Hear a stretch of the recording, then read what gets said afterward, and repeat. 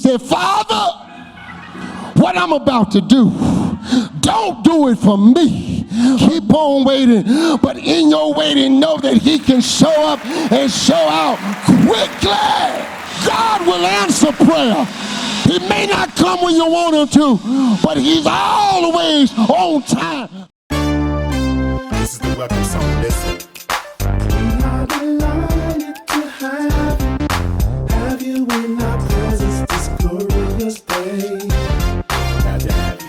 You are welcome in this house, and we hope and pray that you will enjoy your stay.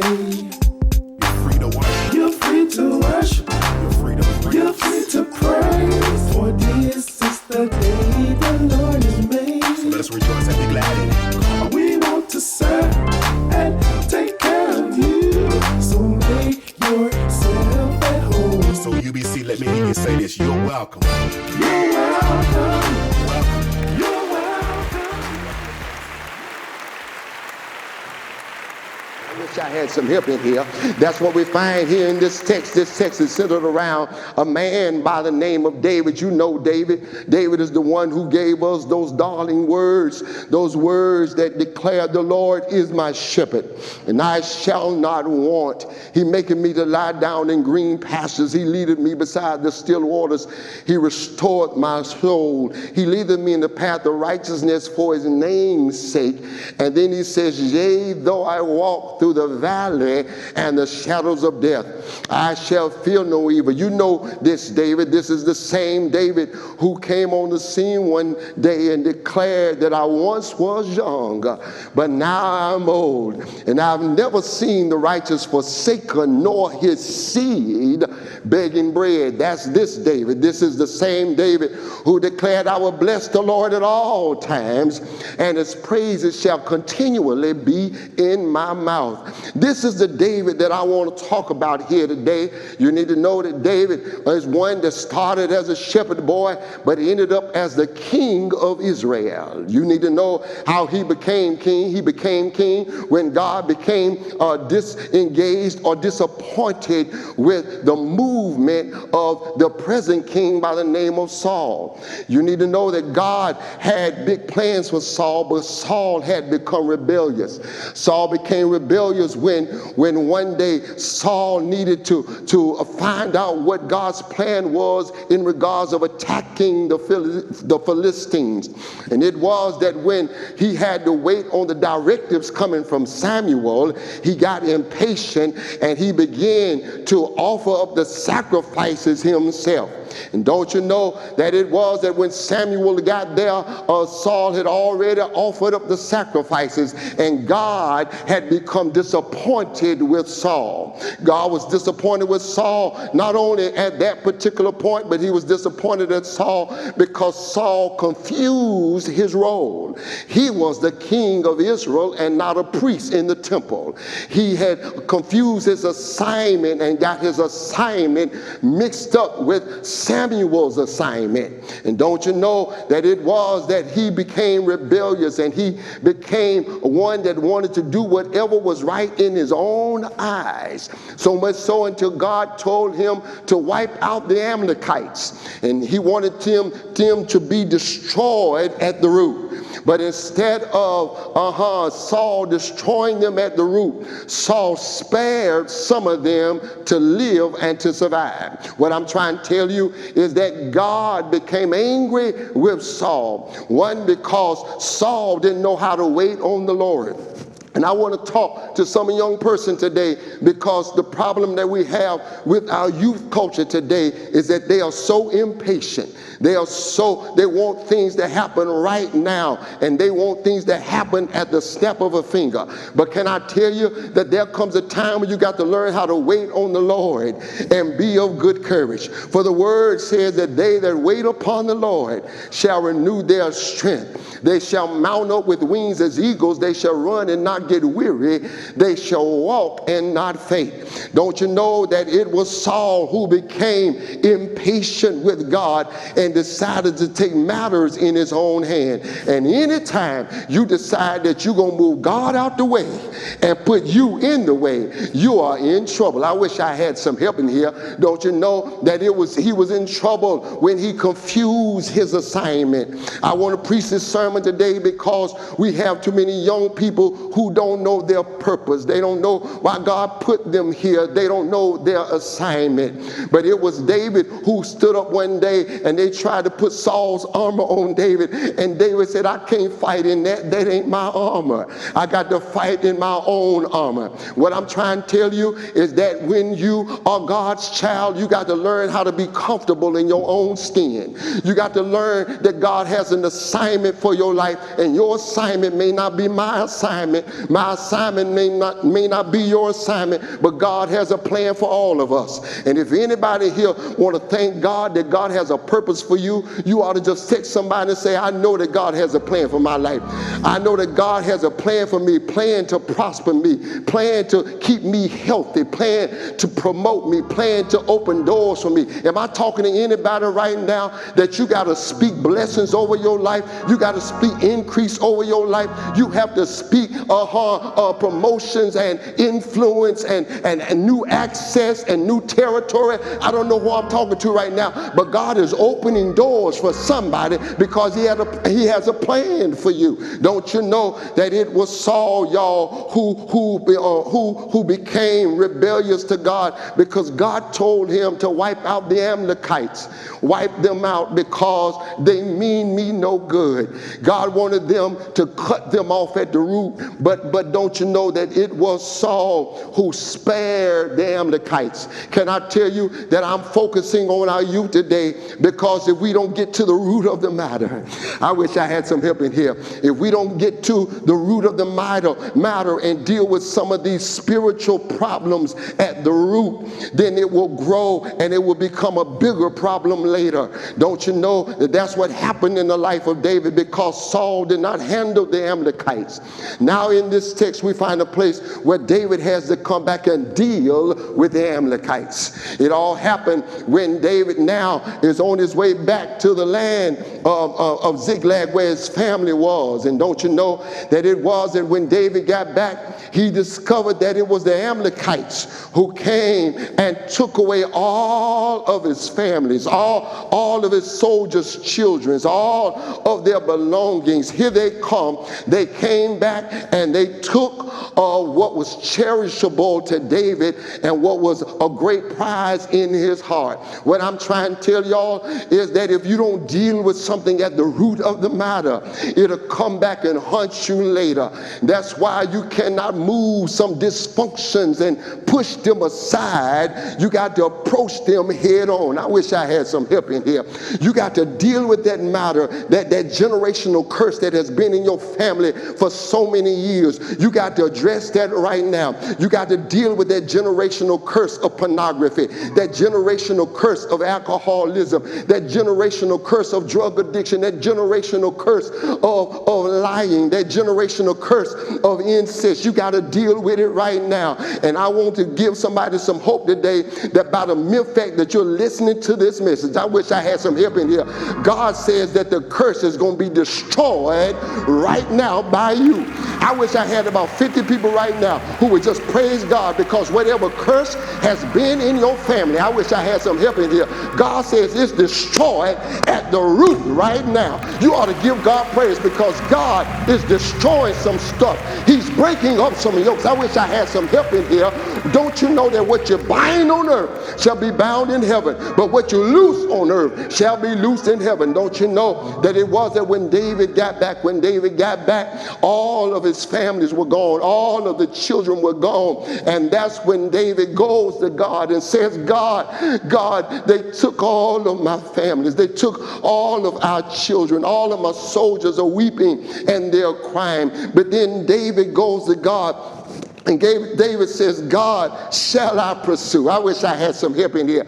And this is the one place that we find, or one of the few places that we find, that God responds back to David and says, David, I'm going to give you permission to go put on your army fatigue. Go get your soldiers together. I'm giving you permission to go pursue them, because now they're messing with your children. They're messing with your family. I'm not interested in your stuff, your silver and your gold, but I need you to go get them because they're messing in your family. I want you to know, church, that it's wartime, because don't you know that the enemy is wreaking havoc in our families? The enemy is coming in and wreaking havoc among our children, and somebody needs to rise up and tell the devil that the fight is on right now.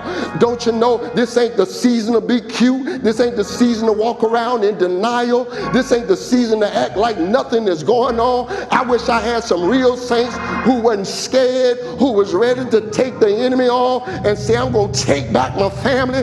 I'm taking back my home. I'm taking back my community. I'm taking back my streets. I'm taking back. I wish I had somebody who was ready to fight with the enemy, because God shall be victorious in all these things. Don't you know, y'all, that David decided that we going to war. So he put on his army fatigue. He said, we got to go to war. And don't you know that that's where we are today? We are in war. And that's why I'm preaching this message today. I'm coming to you because we are in war. You got to know what's at work. That there's a poison that's coming into our communities called this gangster rap. It ain't new. It's been around for a long time. And don't confuse rap music with gangster rap music. I want you to know I happen to love rap. I love the Sugar Hill Gang, to the hip hop, to the hippity hip hop. You don't stop rock. That was back in our day. Don't push me, cause I'm close to the edge. Y'all know what I'm talking about.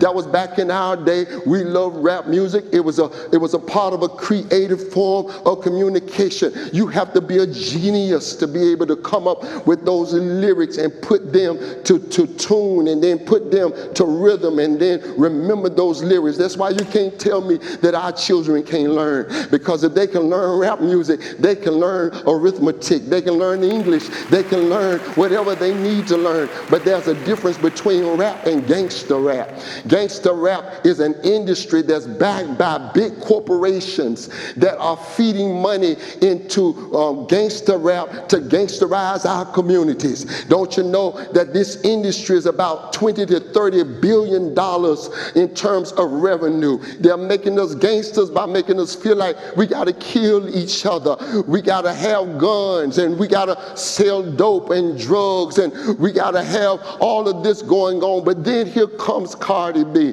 Here comes Cardi B. I want you to know that Cardi B comes on the scene. Now, you can't deal with Cardi B until you deal with some men who find pleasure in her song. Well, I wish I had some help in here. Don't you know Cardi B comes on the scene with the #1 hit on the Billboard charts right now. And I want to deal with this Cardi B situation, because don't you know that it's some people making money off of Cardi B.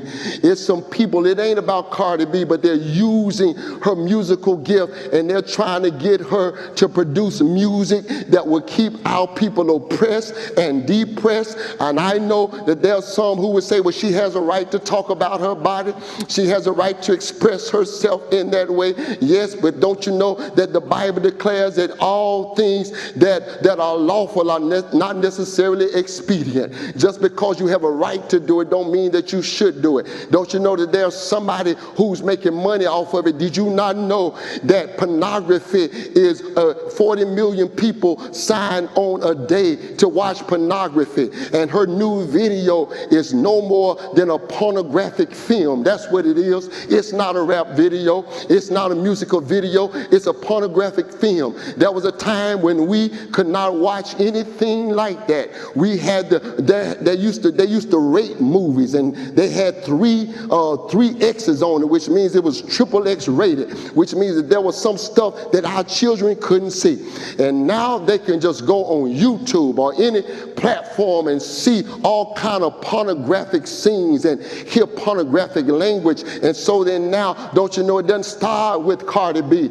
but it starts with the industry for which she is representing. Don't you know, she's promoting in this song prostitution. And my only issue with this song is that grown people are going to do what grown people are going to do. I realize that.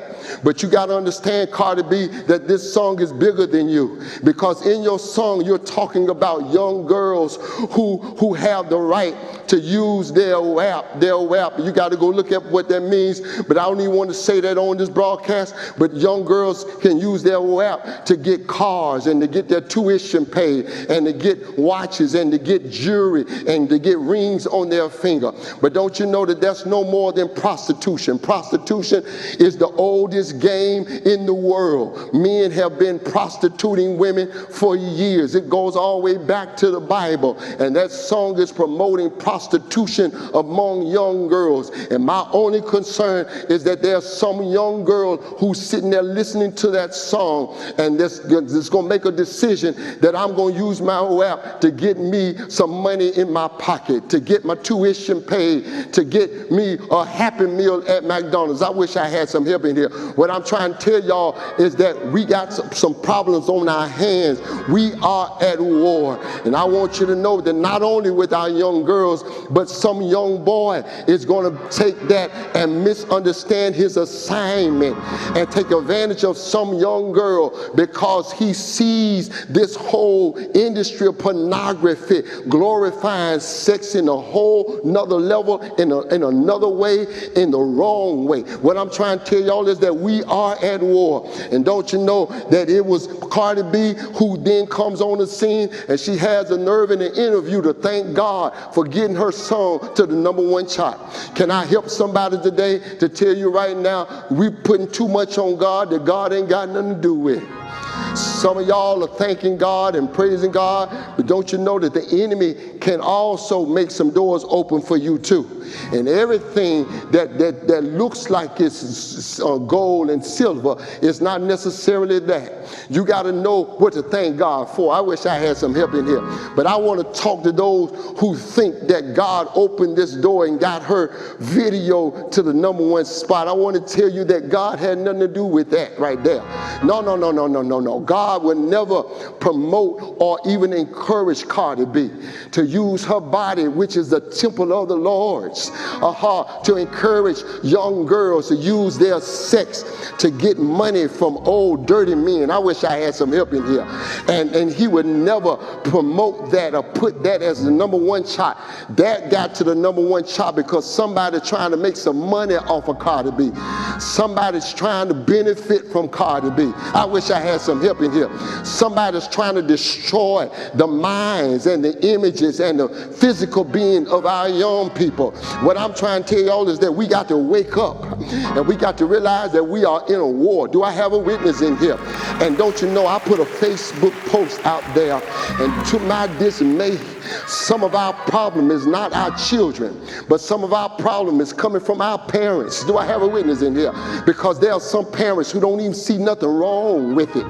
There are some parents who are promoting and saying, leave the children alone. We listened to our music. Yes, we did. I wish I had some help in here. But don't you know that you didn't go to bed every night with a cell phone in your hand, where your children are sexting at night? And don't you know they can take the phone to bed and they can send pictures to other people? I wish I had some help in here. And don't you know that they can bring all kind of stuff in your house that you didn't even raise your children to believe or understand? Do I have a witness in here? We are at war. And don't you know, church, it's the gangsterization of our community that's coming from a larger corporation, a larger industry. And that's why we have children who are shooting up each other. We have children that's killing each other. And don't you know, church, when you look around in our communities, you got to wonder where they're getting these guns from, because we don't see gun shops. in our communities. I wish I had some help in here. We don't see gun shops on our corners. We don't see gun shops around us. So where are they getting these guns from? Well, don't you know, church, I had a young boy in our church to die. And don't you know he died by way of gun violence? And don't you know that after he passed, his grandmother came and she said to me, she said, Pastor, she said, I want you to look at this right here. And then I had this that happened to me again down in South Carolina, the very same thing. And don't you know, she said, I want you to look at this right here. She had her grandson's cell phone. And she said, this is my grandson's cell phone. She said, he's dead, but he's still getting text messages from the black market of people who are trying to sell him a gun. She said, now he's already dead. She said, but every about 15 minutes, he gets a text message saying, you can buy this gun now on sale. Just meet me on the corner. And then he gets another text message, gun for sale. We'll ship it out tomorrow. What I'm trying to tell y'all is that there's a whole nother industry that's trying to put guns in the hands of our young people. And some of us are asleep. And we don't know that we are at war. I wish I had some help in here. And that's why you got to be careful of the games that you buy your children, because we got parents who are buying their children these games that are very violent. Do I have a witness in here? But you got to be careful of buying them video games. Bulletstorm and Call of Duty and Postal and Mortal Kombat. These are violent video games that's getting in their psyche and it's getting in their spirit. But can I tell you, church, we are in the midst of war. When we're driving through our communities and our little children are trying to be like gangsters, and they're trying to image gangster rap. Do I have a witness in here? And that's why, church, you got to be careful of the music that get in their psyche, because children will imitate what they see and hear. Do I have a witness in here? But what I'm trying to tell y'all is that we are at war, and our children are killing each other over tennis shoes and over book bags and over clothes and over girlfriends and over drugs and over bags of marijuana, when we ought to be standing up and telling them that God has better for you, that God says that he has come that you might have life and having more abundantly. I wish I had a praying church in here. I got to hurry up and get on out of here. But what I'm trying to tell y'all is that we are at war, and it's not time to sleep. We need pastors preaching against what's happening. We need parents who are informed and that are staying woke and that know what's happening in your house. We need community leaders. We need elected officials. We need law enforcement to know what's happening in our culture. Do I have a witness in here? Well, don't you know that David said, shall I pursue?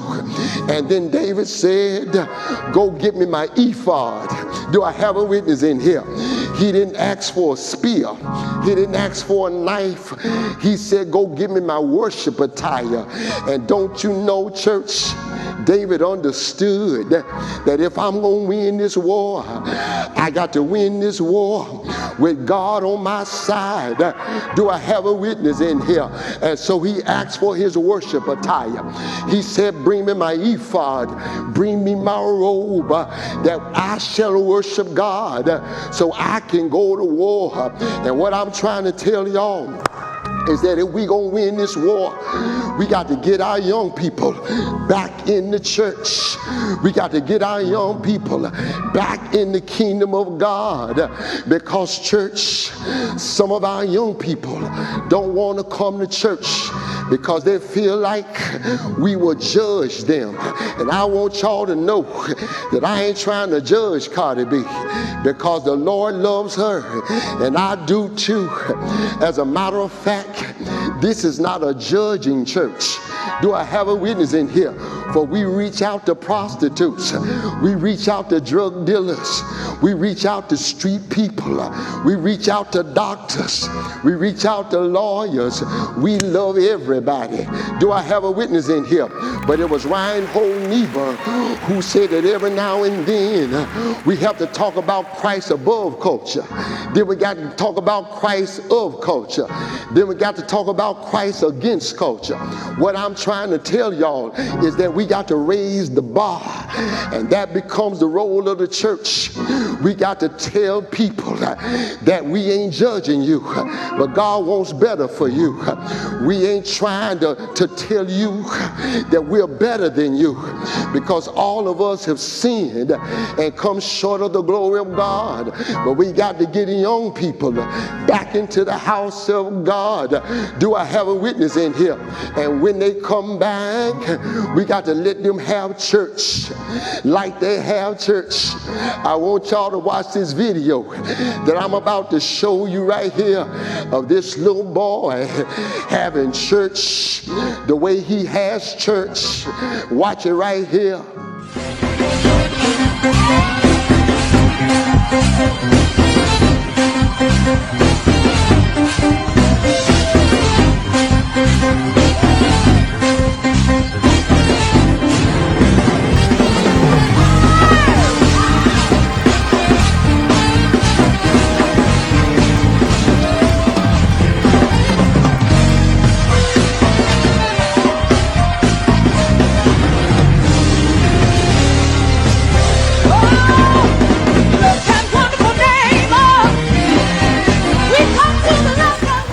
See that right there? That little boy is praising. That little boy is shouting. That little boy is dancing. But he's doing it his own way. I will bless the Lord at all times, and his praises shall continually be in my mouth. Do I have a witness in here? Lift up your heads, O ye gates, and be ye lifted up, ye everlasting doors, and the King of glory shall come in. Who is the King of glory? The Lord of lords, the Lord mighty in battle. Do I have a witness in here? And what I'm trying to tell y'all is that we got to let young people do it like they'll do it. And let's not make young people be too old fast, whether they're in the church or outside of the church. Let's let them be young people. Do I have a witness in here? But David said, shall I pursue? And the Bible says that David started pursuing. I got to hurry up and get on out of here. And the Bible saying that David started pursuing, and the word declares that as he was pursuing, that the word says that he went and he started fighting. He went into war. And sometimes We invite you to make a contribution to the ministry. Through your giving, we reach our community and expand His kingdom. And we recognize the one who gave us everything. To give, you can use technology. Use the Push app or go to Giving page on the Union Baptist website. Use the Cash app. $UBC1203. Use the Givelify app. Union Baptist Church, Winston-Salem. Let us show love through giving.